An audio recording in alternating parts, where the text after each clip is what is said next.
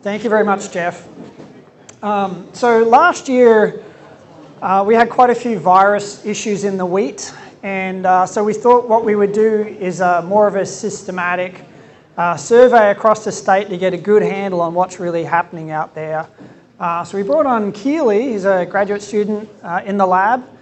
She's been out around the state collecting samples. I'll just have her tell you a little bit about what she's been doing.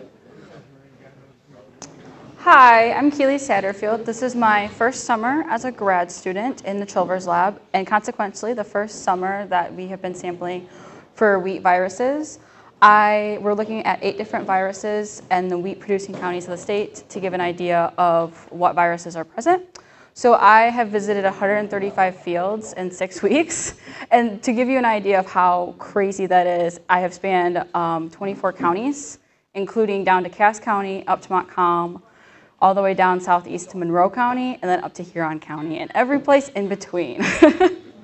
And so far I have found wheat streak mosaic virus, barley yellow dwarf virus, PAV, and cereal yellow dwarf, RPV virus in every county. And so this picture shows wheat streak virus, and I think it's very pretty, but it's very ugly to see in the field. And so that's just what I have been finding so far this summer when I've been sampling. Alrighty. Thanks, Keely. So Keely will repeat this virus survey again next year. We just want to get a good handle on what's out there. And I think part of this is going to be a bit of an education campaign about what you guys can do to minimize virus infection in your wheat. And this is a very good example of that. So wheat streak mosaic virus. If we have any volunteer wheat right next to our wheat crop that we're planting, that's a problem. So this virus is transmitted by the wheat curl mite, very, very tiny mite that can be blown around on the wind. And if you've got your wheat field that you're planting this fall next to some volunteer wheat, that wheat mites can get wind-borne across short distances, deposit in your field, and then continue to sort of spread the virus through the field. So this entire field here was very, very heavily infected with wheat streak mosaic virus because we didn't control that volunteer wheat. So really think about that when you come to this fall to go ahead and plant. Are you neighbouring volunteer wheat? And if there is a field that is wheat, you want to just get that terminated a couple of weeks prior to planting, just to eliminate any green bridge. That's a really important thing to do. Are there any questions or comments on the viruses? Oh, okay, well, Keely will have a really nice summary coming out.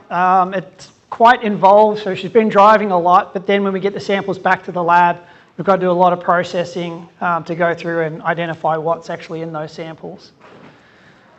Okay, so the other really big thing this year was stripe rust. So as far as we know, stripe rust doesn't overwinter here in Michigan. It basically moves up from down south. It needs that living host to reproduce on. This is from our 2016 epidemic, which I think was probably a little bit worse than what we experienced this year, where we saw some really big blooms of stripe rust down in Oklahoma. They were cutting hay, and you can see the amount of rust there on the back of the mower and on the boots here. So it's something that we can kind of watch for in southern states and see it progress north. We were watching this year. It didn't really pop as much as it did in 2016, so I think the amount of inoculum coming up was less, but it certainly still got here and did some pretty significant damage. We do try and map it nationally just to keep an idea of where it is. This data is also really helpful for us because it helps us develop risk prediction models. So there's a couple of risk prediction models that we're currently testing. And hopefully, they'll be available in the future to alert us earlier if we're seeing conditions for that stripe rust development. So just really quickly too on the identification of stripe rust, when it's infecting young plants, it doesn't form those classic striped lesions that you'll use to identify stripe rust later on. So that can be a little bit of a trick early in the season. So certainly get a sample into the diagnostic clinic if you're not sure. We can use spore morphology to try and confirm whether that's stripe rust or not. So it popped up on the MSU research farms as well. This is some of Kurt Steinke's wheat. They got in there, I think, a day or two after this and got it, or maybe before, but got it sprayed afterwards and got it sprayed to help control it. But it does certainly move very, very quickly. You can see the amount of yellow spores down there on the ground, and unfortunately, I think many of you have also experienced this. I was a little bit jealous of this actually as the plant disease guy, which is a little bit weird, but what we did is went out and collected a whole bunch of leaves from Kurt's trials prior to it being sprayed with a fungicide and made up a soup. So you can see the number of, the water's orange, right? Why do you think it's orange? From the rust, yeah, from the spores. So we collected a huge number of spores just from that set of leaves. So it gives you a sense of the inoculum potential. When it's out there, it can release an awfully large number of spores, and that's why we see development across the field so quickly. So anyway, I collected that, put it on at dusk after irrigating, and about 18 days later, it's a bit hard to tell here, but this is an inoculated plot next to a clean one. This is nice and green, and there's a lot of yellow in here. So 18 days after spraying that on with a backpack, bang, we get very, very heavy disease development. So it's just one that you've got to really be on top of in terms of fungicide timing, and that's what catches us out. So this is back from 2016, that epidemic we had, not treated, very yellow compared to where we had sprayed at flagleaf. Okay, so timing is really critical. We need to be in there and spraying before the disease is epidemic in that field. We need to protect the plants at the right time. So looking back at our data, our yield data from 2016, that really bad stripe rust epidemic we had that year, we found that you couldn't really go on at flowering or post flowering. That was just too late. What we're looking at here is the yield, percentage yield relative to the untreated check. Okay, so with a rescue application, a few days post flowering, we get a little bit of protection, probably about 7% protection thereabouts. If we're at a combination, early fungicide application, so Fix 5-6 with a at flowering application, we can maybe hit about 10% or greater yield protection, 10 to maybe 15%. But what really stood out to us was getting it on at flag leaf, protecting the flag. So if you put it on early, Fix 5-6, that fungicide is going to run out of steam and those flag leaves are not protected. Can you wait until flowering? Not here. It was too late, right? That if we waited just to the flowering and made that timing at flowering, it was too late. We had to have it on at flag leaf for protection. And this one at least is a single application just at flag leaf. Really critical, that timing. So some other work that we've done too, stepping outside of that really bad stripe rust epidemic year, across many years, what do we see in terms of fungicide response? We hear a lot that people put a fungicide in the tank with a herbicide, and that's fine, but what does that gain us in terms of yield? So we were curious about that Fix 5-6 timing compared to flag leaf, T2, and compared to flowering, T3. So we collected a whole bunch of data. Some of it was from Kurt Steinke's, some from Martin Nagelkirk, the trials that he did up in the thumb here, and our data. This is just a number of observations we had at these different timings. So T2, we had 17 different studies, etc. Right, a total of nearly 2,000 sort of observations in total. Here's a piano chart of fungicide treatments compared to an untreated check.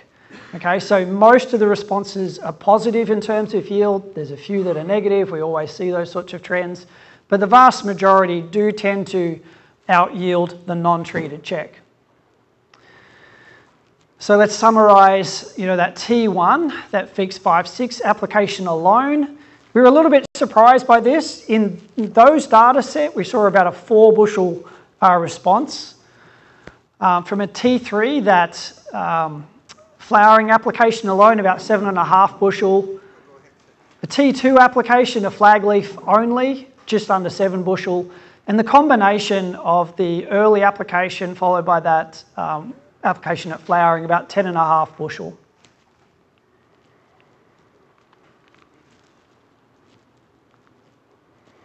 So that's great, and from a business sense, maybe it makes sense to go ahead and spray at T1 to get that extra 4 bushel, but the only risk there is the development of fungicide resistance.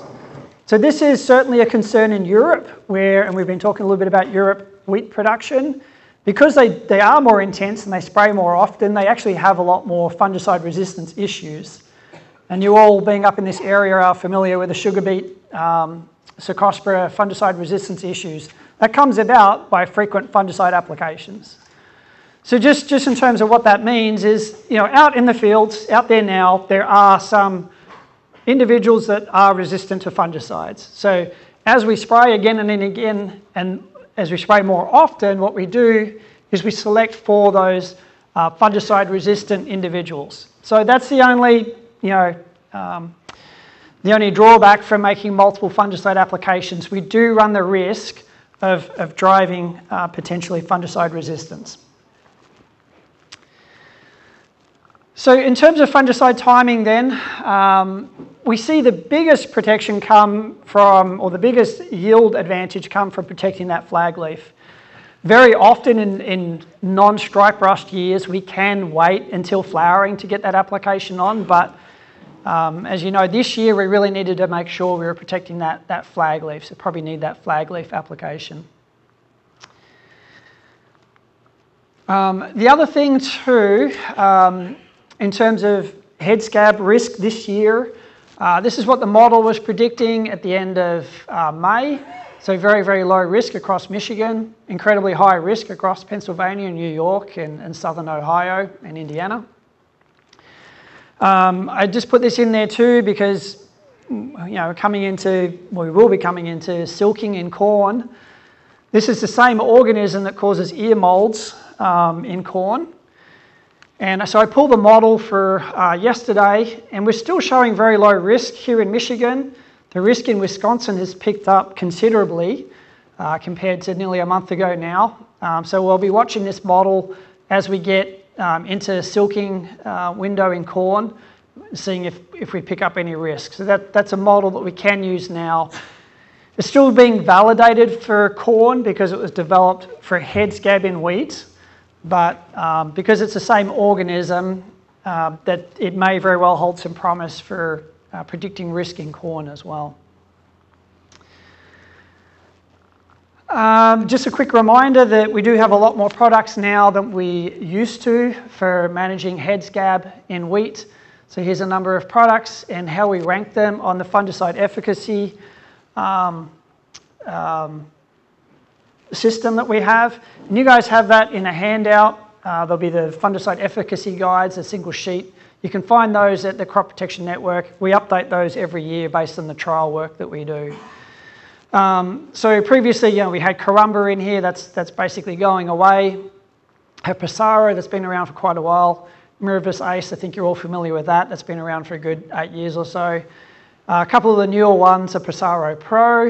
It's got an additional active ingredient in it, and Spherex as well. But all of these products we rank as being good in terms of reducing head scab and the amount of vomitoxin in the wheat.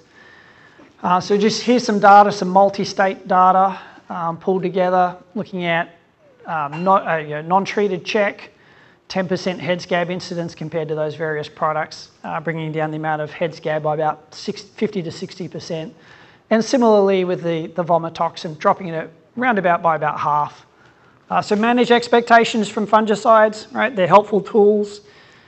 If you keep getting hit with head scab every other year, really think about the variety you're growing. Really, really critical. Same with stripe rust. Even if you're set on growing a particular wheat variety, that's fine, but understand its weaknesses, I guess. Is it really susceptible to stripe rust? If so, you're going to have to make sure you're really on top of those fungicide applications when needed. Is there a huge variety difference as far as resistance? Yes. Yeah, so the question down here is there a big difference in wheat variety resistance to stripe rust? And yes, there is. There's some really big differences. Yep. Yeah, I think Dennis and Eric are thinking about some screening of the varieties, right? The public varieties, to provide us some information on that. And did Dennis put up the survey link? No. Okay, so we have a survey link as well. We'd like to hear from you all, whether varieties that sucked, whether varieties that did okay. We'd like to know that so we can provide it back to you all. So there's a grower survey that we'll put out. So just as we come into harvest as well, I want you guys to be thinking about smuts and bunts. So this used to be a really big issue prior to seed treatments. Seed treatments really did a great job at knocking this down. Of course, if you guys are being cheap and saving seed, that's fine, that's cool. But just be aware of the potential risk for this smuts and bunts issue, right? So part of the problem comes from if you're not using certified seed, you don't know if you've got disease in that field or not because it hasn't been scouted for that or tested for that. And then the other thing is if you're getting the seed treated, it really should be treated professionally, not just in the hopper. So if you don't get it professionally treated, you might not get very good coverage of your wheat seed, and that's bad. Even if you're using a good fungicide, if you don't get good coverage, you're not going to get control of this. And this fungus it can survive in the soil for many, many years. So as you save seed and build issues, it's only going to hurt you down the line. So just something to really be aware of. It certainly hurts some of our organic producers that don't have some of those seed treatment options. I just want you to be aware of that. And I think that's us. So any disease questions that you might have or comments? Nothing. There was no issues. You guys had it all figured out. Stripe rust managed. Yeah. Yeah.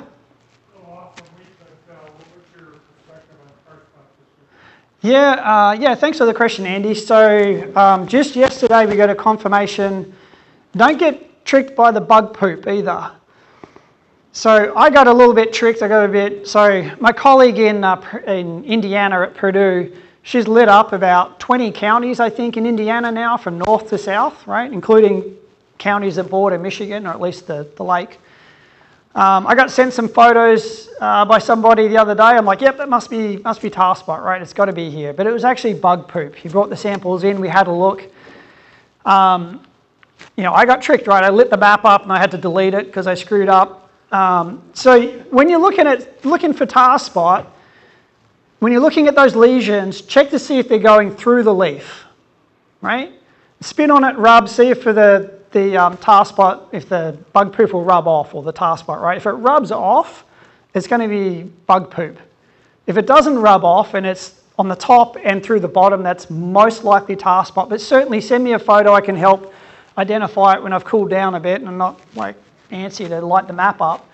But anyway, I got some photos yesterday, absolutely tar spot. I can tell by the shape of the lesion around it. Anyway, okay, I'll stop going on about that. So it could very well set up to be another bad tar spot year. So the bad years we had of 2018, when it was on the west side of the state, it's now everywhere, right? So 2021, it was potentially bad in many parts of the state. But those couple of years, I think, are really characterised by plenty of rainfall events throughout the season. So last year, people were asking me, well, it's really wet in July and August, where's the tar spot? I think because we were so dry in May, we just didn't get that initial infection happening. Because we're getting those rainfall events that started in May and continued through now, I think we are potentially set up for a heavy tar spot year. It'll really depend on how things play out though. If it turns dry, that'll slow things down. That happened in Iowa last year. They had very early confirmations, but then it just dried up and not much eventuated from that. Thanks, Andy. Should we be looking at spraying twice? I mean, we're not protecting the ear. Right. Yeah. So should we be looking at spraying twice? Well, how much can you afford? $4 corn. $4 corn, right. So I think that's a really important thing, right? When markets are good, yeah, if you want to do it, go ahead, it's fine. You don't have to gain that much bushel or protect that much bushel to pay for that spray, right? So I think that's a really important thing to think about. Should you spray today?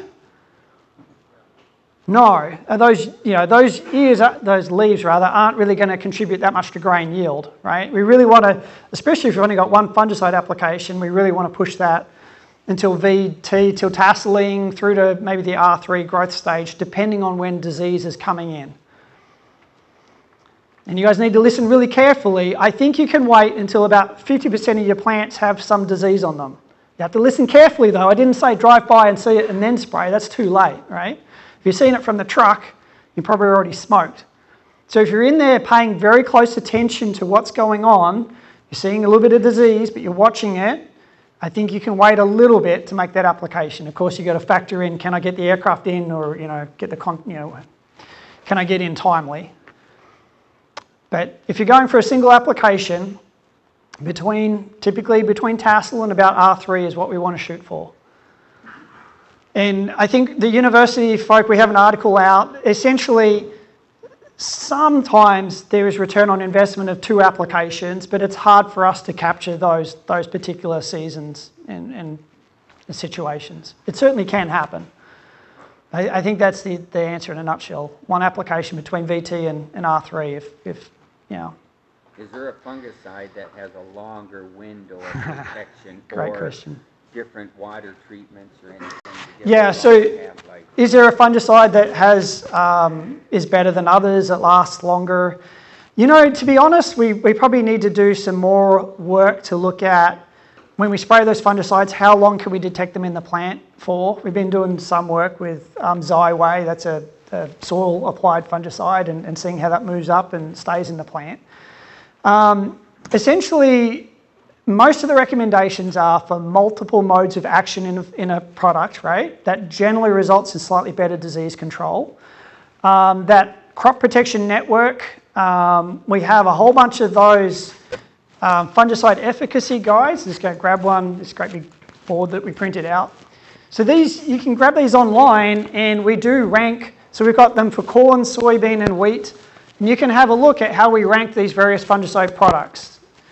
I think most of the products for corn, for tar spot, they're going to rank, I think, as either, good to very good for the most part. But we've got rankings, based on data that we've collected. Did I answer all your questions, or is there something else? You good? All right. All right. Any other questions? I got to get off. Jeff's pulling me off. Yeah? All righty. Thank you. All right.